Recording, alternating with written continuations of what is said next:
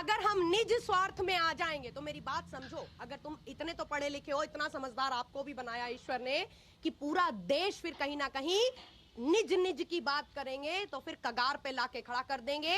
सरकार वही करेगी जो उसकी मनमानी होगी, और आप फिर भूल जाइए कि गवर्नमेंट एग्जाम्स या गवर्नमेंट जॉब कुछ होती है। और इसी तरीके से प्राइवेटाइजेशन पे पूरा का पूरा देश एक धुरी पे आ जाएगा, और कहीं ना कहीं एक बड़ा तबका, जिसको हम बोलते हैं ना कि प्राइवेट सेक्टर का शोषण का शिकार हो रहा है और होगा। तो कहीं ना कहीं इसको निज स्वार्थ में नहीं, एक बड़ी सोच के साथ समझो कि क्या भारतीय सरकार का कोई खबर लेने वाला वही वाला हिसाब है कि यहां सरकारें वही करती हैं।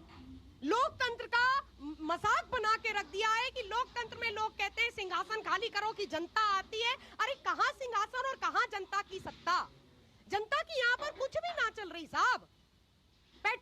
महंगाई, पेट्रोल डीजल और रसोई घर के दाम अरे समय सीमा लांघ रहे हैं। कहां भाई आम जनता तो सबसे ज्यादा गई हुई थी यहाँ पर, क्योंकि सत्ता आसीन का ही सब कुछ है। तो यहां पर मेरी बात समझना, एक ब्रॉड मेंटालिटी के साथ आगे बढ़िए, बिकॉज किसी भी देश की, कहते नहीं, किसी भी देश की सरकार और वहां को विकसित देश बनाने में छोटी से छोटी कड़ी, जिसको हम बोलते हैं आम आदमी और उसकी सोच का बहुत बड़ा योगदान होता है। अगर एक आम आदमी इनिशिएटिव नहीं लेगा, अगर आम आदमी को अपने अधिकार और सरकार के दायरों का, जिसको बोलते हैं कि अंदाजा नहीं होगा, तब तक ऑब्वियस सी बात है, अरे हमें क्या मतलब, अरे हमें क्या मतलब, अरे उन्हें क्या मतलब, तो सब किसी को कोई मतलब ही नहीं है। ठीक है, फिर काहे को फिर रोते हो? फिर रोना मत, अपनी हाँ बिल्कुल, एक चीज याद रखो, आप अपना ही नहीं, अपने छोटों तक का, आगे की पीढ़ियों के बारे में नहीं सोच रहे हो।